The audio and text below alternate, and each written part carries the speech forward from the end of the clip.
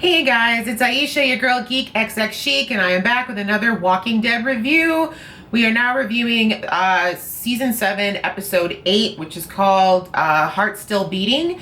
This is the mid-season finale. Hopefully we're not going to be left on a cliffy again like we were at the end of the season, so I'm not really dreading it too much. Why don't we just get into it? I think it's going to be an extra, this is another hour and a half long episode I heard, so let's just jump in so we can get her done, alright? Boop.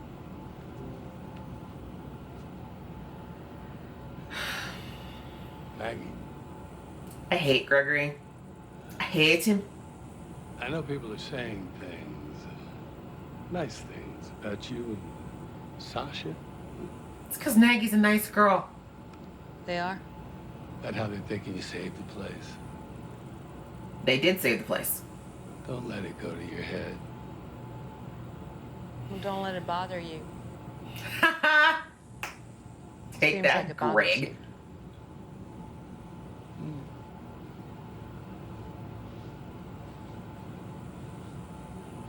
God, he's a dick. I kind of like the throwback with Maggie wearing the hat. Like, Glenn used to wear a cap in the first couple seasons. Against the grain. I thought you were supposed to shave with the grain so you don't get ingrown hairs. Oh, look at little Judith. He's like, this dick. Man, that smells good. Damn it, see? Again, I hate Jeffrey Dean Morgan, but seeing him like all domestified with this little apron and stuff, I'm like, it's kind of cute. Jerk. Ain't worth it. Make it to the canal. Walker infested Probably. waters. You want to stay back? Going to pretend you didn't just say that. Aaron's a full-grown man, Rick. Woo! Kicking things in.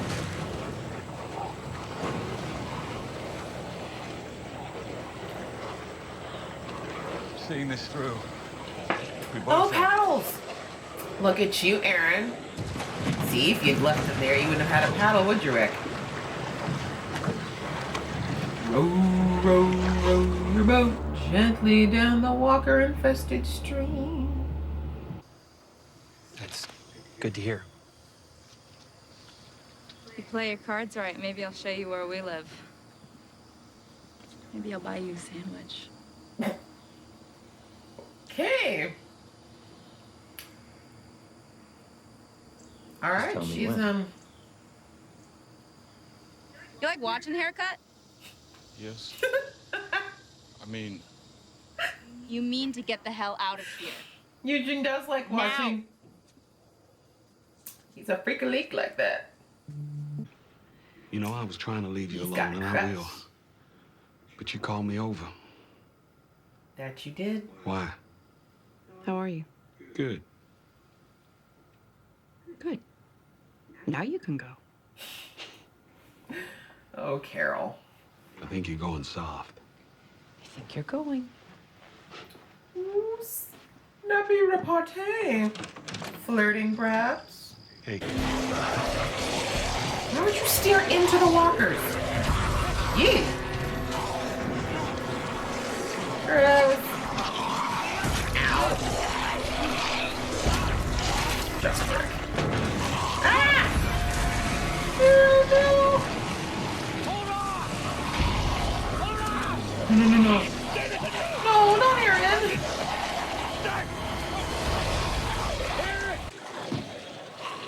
You guys can't do this. You took Denise. You can't take Aaron too. And have that idiot Spencer live. Aaron! No. I'm okay! Nerves. Wow. Worst game of Frogger ever.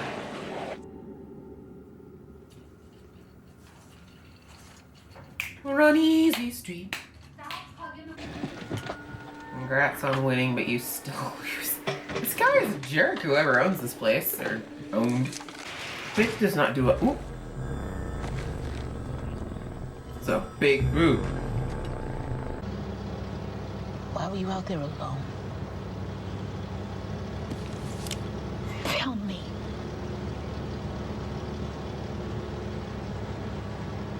Silent treatment.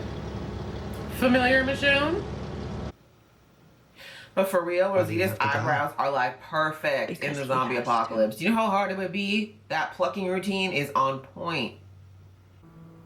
We need you.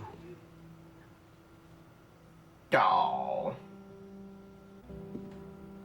Father Gibbons did a total 180. Starting to like this kid a lot now. Might actually be sad if he dies. How big is this factory? Jeez. Carol, I imagine that violence and fighting is something you haven't been a part of. You're wrong.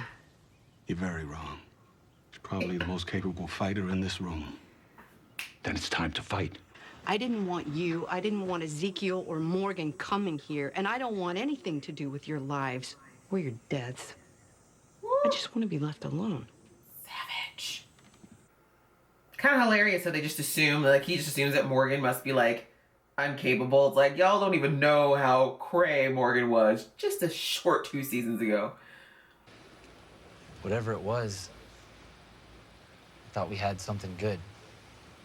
You At didn't. least the beginning of something good. Why'd you end it? Really? I used you. Savage. I'm sorry. Don't be. I'm just trying to get by. Just like you. Don't you trust him, Daryl? Sorry, but you cannot risk it. Please. Daryl. In front of Jesus? R.I.P. Fat Joe. Lean back. Lean back. Hi. Hi. Go home. Burn this car. Roll it down into a lake. Make it disappear. There's a silencer in the glove compartment.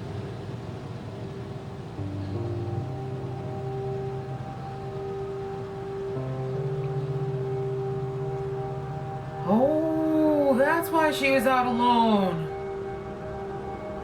Homegirl is... Oh.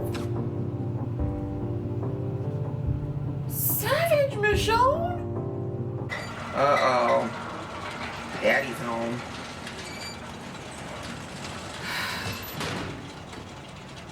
Rick cannot catch a damn break. See, we've been waiting for hours just to see what you're gonna bring us, huh? Oh, hell We no. have a look first.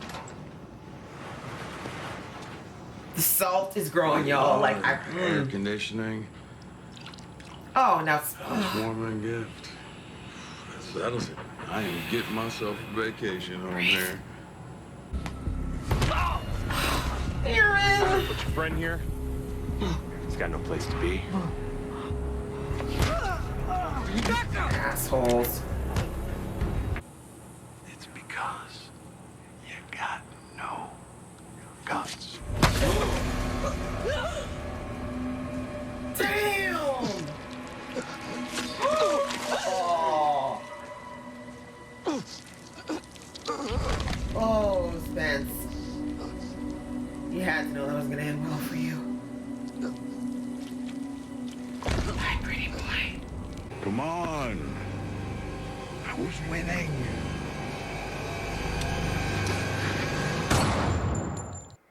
Rosita, what the fuck? Shit! What the shit? Shit! You trying to kill me? You shot Lucina! She got in the way. What is this? This little bad boy made from scratch? Look at those crimps. This was homemade. Okay, but what are the chances that he You would may be actually look at the stupid, bullet darling. casing? Who does that? What you showed.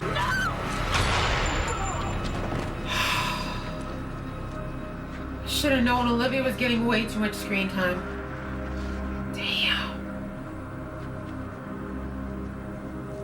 At least they didn't work her glasses. How about a thank you? I mean, look, I know we started this relationship. You see Rick's body Your language? He's kid? fucking up, man. He hid in one of my trucks and machine gunned a bunch of my men down, and I brought him home, safe and sound. Carl! And I I told you to keep your eye in the house. Shit, Carl, you are grounded till you're dead. Lucille trying to kill me just now, so I gave you one less mouth to feed. And by looking at her, that mouth did some major damage. Personally, I wouldn't have picked her to be the one to go, but didn't trust her. Fat jokes beyond the grave. Seriously, Negan? My God. It's like with the less facial hair he has, the bigger of a dick he becomes. It's not good enough, because you're still in serious hole after today. That's it. There's no way Rick can take more of this. Seriously? What he went through to get those bloody supplies, and he still doesn't get to keep them, and he lost 2 people. 3 people, because Eugene. No, who's gonna clean up the Spencer? Oh, right. Welcome back, Spencer. Unfortunately, not for long.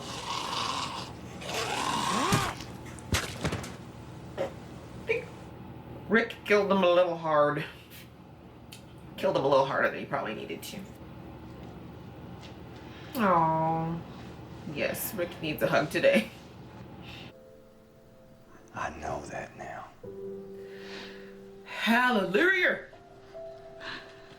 Oh, hello.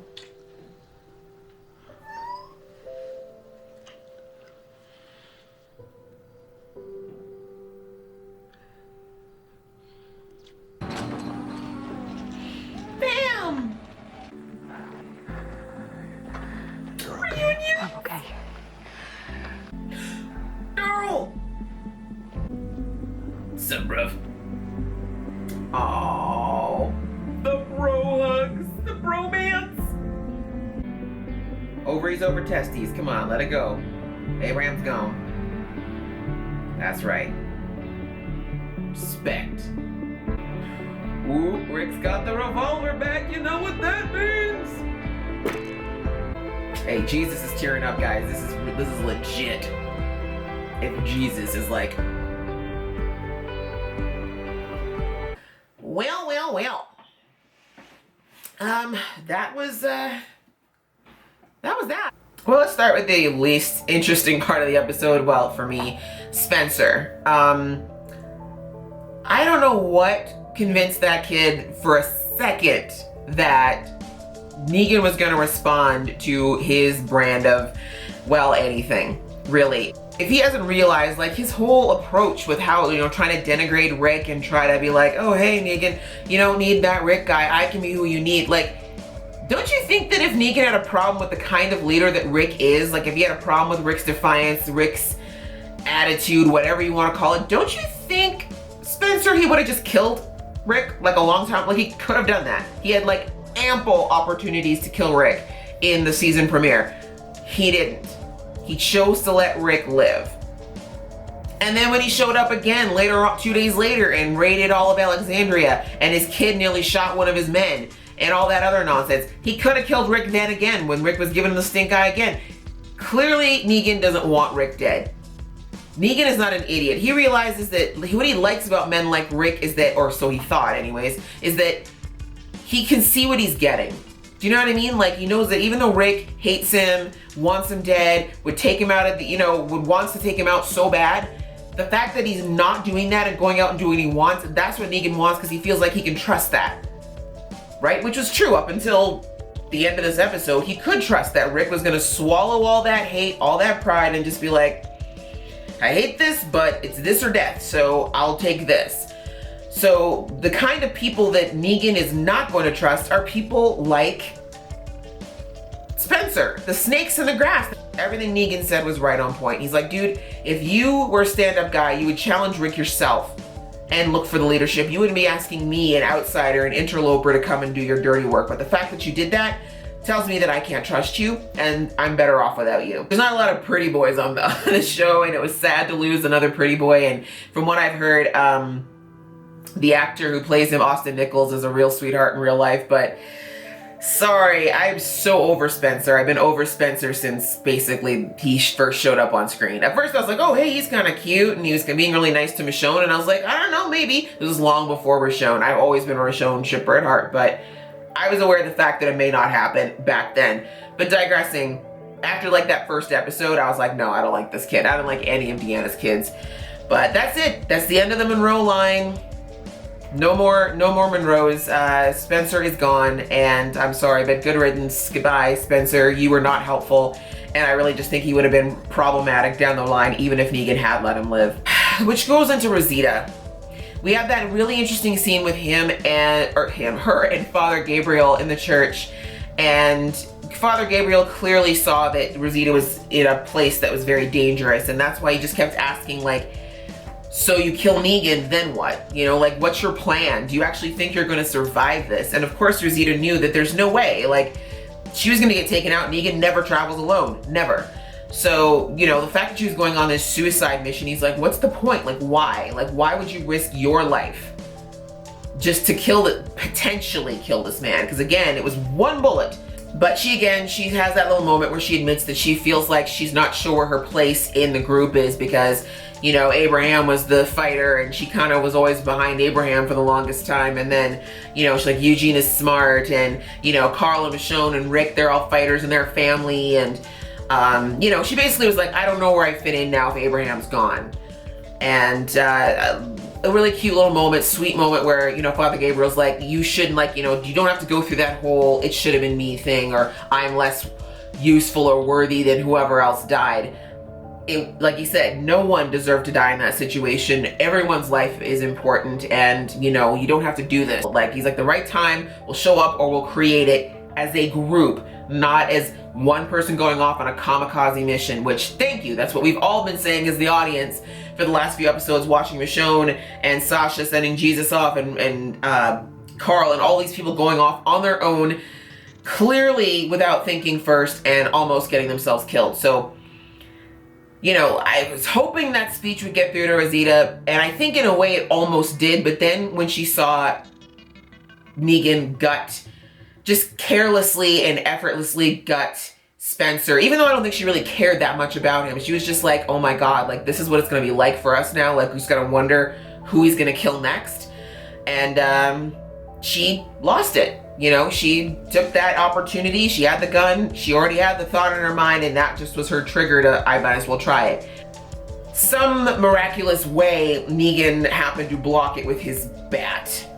Negan was visibly shook. I liked seeing that. He was visibly shook. I don't think he really thought that any of them would have the cojones to do that, or that it would come that close. It's probably been a while since it's been that close for him. Unsurprisingly, they pay the price of losing another person, and that was poor Olivia, our resident bean counter, our stockist, the babysitter. She's gone. We've got Rick, who returns right at this moment. I mean, the whole thing with Rick going out, like, I think the whole point of us watching him go out to that houseboat in the sea of dead folks to get that stuff was more for the purpose of showing that nothing is coming easy. Like, Rick's just keep getting tried over and over again. Like, this food run couldn't even be simple, because of course they were already scavenging the areas around them, and now because of Negan, they've got to do it more often. They're cleaning out more and more caches that they don't have, and now they have to go out to this boat in the middle of nowhere, just about lose Aaron.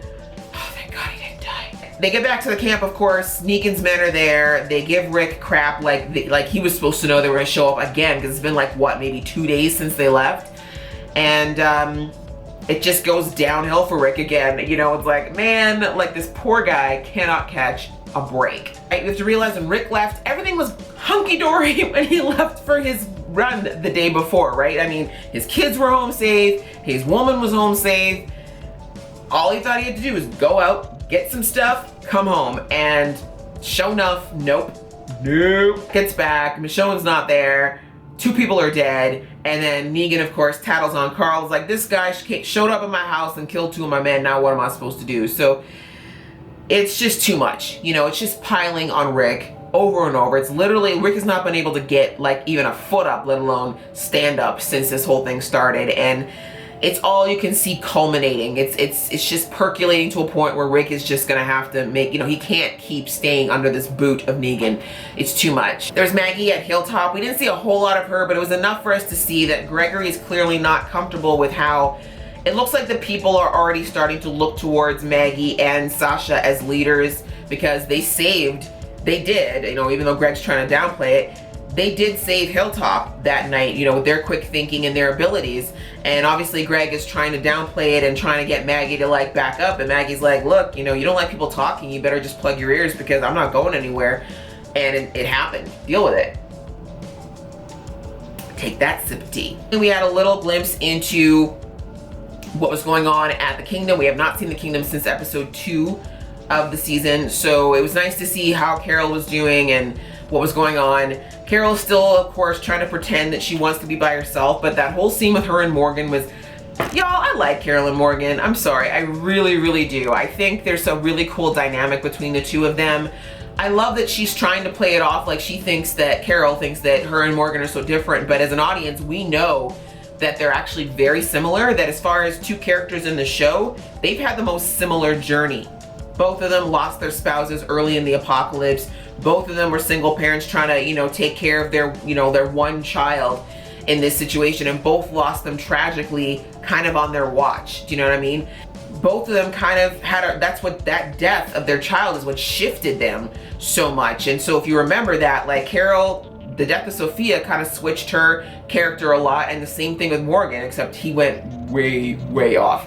But their whole stance on like, we're not going to be part of this fight if you guys rise up against the Saviors, we all know it's not going to happen. I mean, both Carol and Morgan are fighters. Inevitably, one of them is going, or both of them are going to end up jumping in the fray if it comes down to it. Yay, free Daryl! R.I.P. Fat Joey. I didn't really think you were going to make it. The whole group is back together, and as we saw, we're now starting to set the gears in motion for what will eventually be a very big point in the comics. I'm not going to say much about it because I know not everyone's read those. Good episode, I think, overall. Good way to end. We've had enough death this season already. We did not need a crazy Cliffy at the end. I think it's good. I feel like the second half of the season is going to be crazy. Lots of action. I don't think we're going to get a lot of time to breathe. So take the holiday season to relax and chill and watch a Walking Dead marathon and just get ready to be just mind blown. I hope you liked this video. If you did, please click like. If you'd like to leave a comment, I would appreciate that. I love to read them. And if you want to see more from me, please hit that subscribe button. Thanks for watching. See ya.